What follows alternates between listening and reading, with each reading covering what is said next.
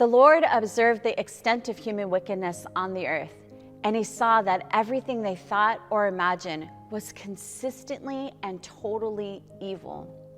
So the Lord was sorry he had ever made them and put them on the earth. It broke his heart. And the Lord said, I will wipe this human race I've created from the face of the earth. Yes, and I will destroy every living thing, all the people, the large animals, the small animals that scurry along the ground, and even the birds of the sky. I am sorry I ever made them. But Noah found favor with the Lord. In the midst of Advent, with the swags of cedar on porches and lights all twisted up on the streets, the headlines still spray across the face of the earth. They tear us open, and the world floods with pain. God feels with us. His heart was filled with pain. God has a heart, and it hurts. It hurts with what hurts us. His heart hurts not just with with just a few drops of aches, not just with a slow drip of sadness. The whole expanse of his heart fills and swells and weighs dark with the storm of pain. God whispers close to us in a hurting world. A mother whose heart is bound to her child, that doesn't even compare to how your Father's heart is bound to yours. How did we ever find ourselves with this gift of finding favor with God? God who hung the stars. He has taken a thread of his heart and he tied it to yours. And he didn't need to, but God tied his heart to yours, so when you feel pain, he feels pain. The tears of God are the meaning of history. When sin effectively ended our time with God in the garden, he could have effectively ended all time in the world. But history and time, they still unfold, gifts, because God chooses tears. The flood was the flood of God's grief, and the essence of time is the tears of God. Time only continues on in this impossibly suffering world because God himself is willing to keep suffering the impossible with us. While other creeds endeavor to get out of this world and into heaven, in Christianity, heaven comes down and Christ comes into this world to get us, to suffer with us. We find favor only because Christ feels pain. Christ comes like an ark, like a cradle over floods, and we read the headlines to wonder if there's a God who really cares. He'd look at this world and his heart would break. And God looks into the cross, that real tree, and he says, my heart did.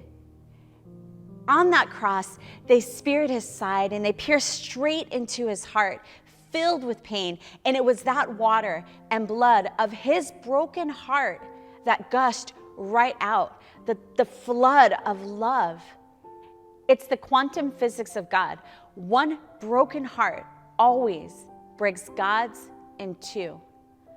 God's heart breaks. It breaks in two to let us into the ark of his love. Every flood of stress is an invitation to get us into the ark of our Savior. Every flood of trouble remakes the topography of our souls, making us better or bitter. Every trouble is a flood, and we can either rise up, or sink down. And getting all of our days into this ark of Christ always lets us still rise. Grace too has the floods of its own. The way heaven comes down so we can rise.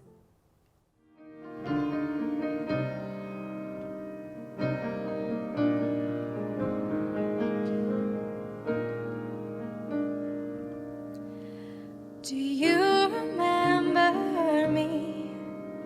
I sat upon your knee. I wrote to you with childhood fantasies. Well, I'm all grown up now, but I still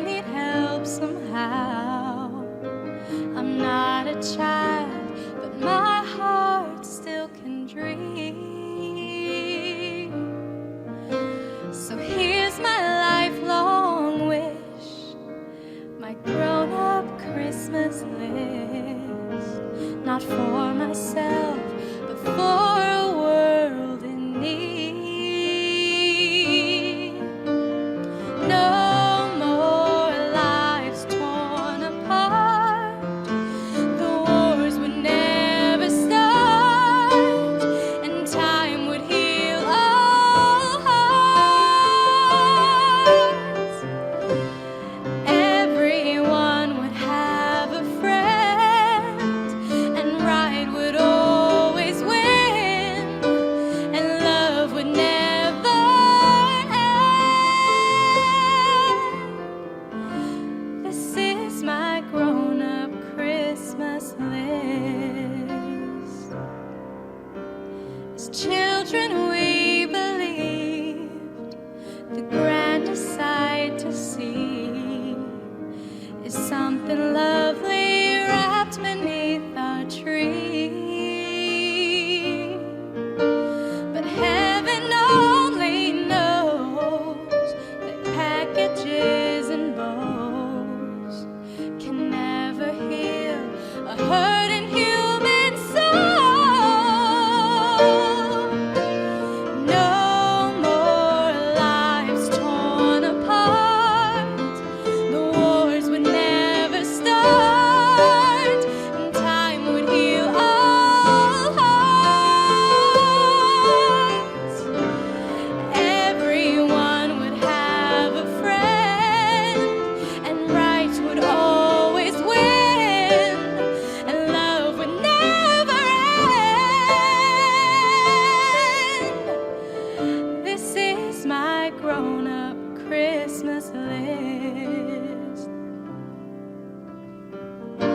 What is this illusion called the innocence of you? Maybe only in our blind belief can we ever find the truth.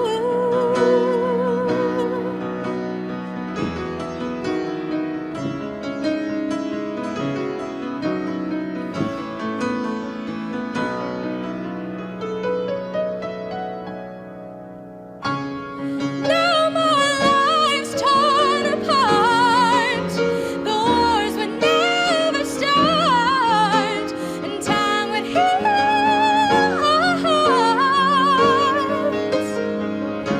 And everyone would have a friend, and right would always win, and love would never end. Oh, this is my grown-up Christmas list. This is my only lifelong wish. This is my grown-up Christmas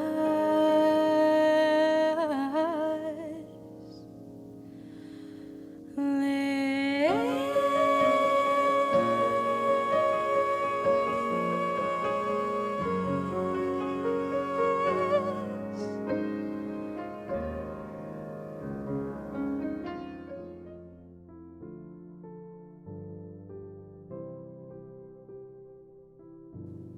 Do one thing today, just one thing, just to please God.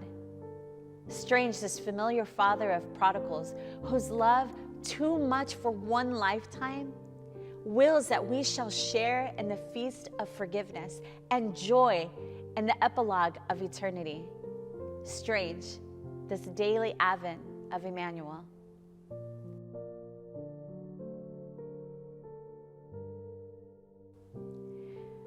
When have you felt flooded, overwhelmed by the rising waters around you?